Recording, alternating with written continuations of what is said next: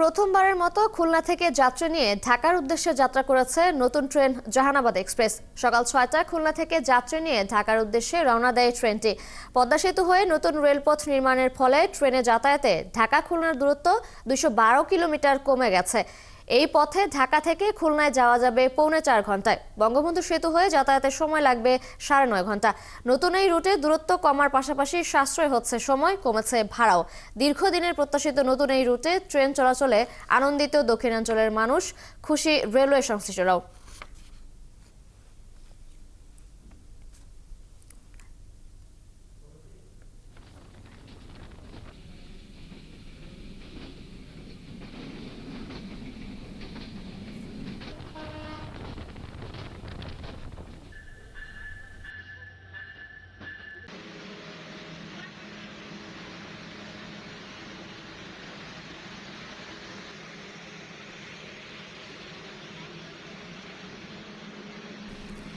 Padma rail সেতু দিয়ে বহুল প্রতীক্ষিত রেল চলাচল শুরু আজ। ঢাকা থেকে বেনাপোল দিয়ে দুপুরে পৌঁছানোর পর বেনাপোল থেকে ঢাকা পথে ট্রেনটির আনুষ্ঠানিক উদ্বোধন করবেন যশোরের জেলা প্রশাসক। এ বিষয়ে আর জানাতে বেনাপোল থেকে যুক্ত হচ্ছেন সহকর্মী মুসলিম উদ্দিন পাপ্পু। পাপ্পু, ট্রেনটি কখন উদ্বোধন হবে, কারা কারা থাকবেন সেখানে? এছাড়া এই ট্রেন বেনাপোল থেকে ঢাকা যেতে কতটি স্টেশনে থামবে? তিশা, আপনি যেমনটি বলছিলেন, বেনাপোল ঢাকা রুটে বেনাপোল রুটে চলাচল করবে রূপসী বাংলা এক্সপ্রেস। এটি ঢাকার কমলাপুর স্টেশন থেকে সকাল 10:45 ছেড়ে দুপুর 2:30টায় বেনাপোল পৌঁছাবে। আর বেনাপোল থেকে বিকাল 3:30টায় ছেড়ে ঢাকায় পৌঁছাবে সন্ধ্যায় 7:10।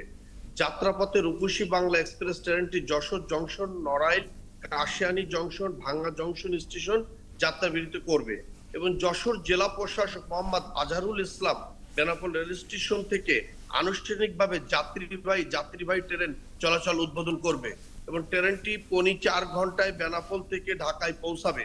Benapole rail station master Mohammad Saiduzzaman যেমনটি আমাকে বলেছেন, বিষয়টি নিশ্চিত করে বলেন, বেনাপোল ঢাকা এবং বেনাপোল রুটে রূপসী বাংলা এক্সপ্রেস প্রতি সপ্তাহে সোমবার বন্ধ থাকবে। নতুন এক ট্রেন যাত্রা পৌনে 4 ঘন্টায় ঢাকা থেকে বেনাপোল পৌঁছানো যাবে। বর্তমান ট্রেন যোগে ঢাকা থেকে টাঙ্গাইল, ঈশ্বরদী হয়ে বেনাপোলে যেতে 7 ঘন্টা 35 মিনিট সময় লাগে। তবে আপনাকে যেটা বলি, পদ্মা সেতু হয়ে ঢাকা বেনাপোল রুটের নতুন ট্রেনটি চলাচল শুরু করলে যাত্রীদের বেনাপোল থেকে ঢাকা ফেরত প্রায় 4 ঘন্টা সময় বাঁচবে। বেনাপোল থেকে 827 নম্বর একটি ট্রেন এবং 828 নম্বর একটি ট্রেন রূপসী বাংলা এক্সপ্রেসের ট্রেনটি ঢাকা থেকে সকাল পৌনে 11টায় ছেড়ে দুপুর 2:30টার দিকে বেনাপোলে পৌঁছাবে। বিকাল 3:30টায় ছেড়ে সন্ধ্যা 7:10 ঢাকায় পৌঁছাবে। ট্রেনটি যশোর জংশন, নড়াল, কাশিয়ানী জংশন, ভাঙ্গা জংশন থেকে যাত্রী উঠতে পারবে।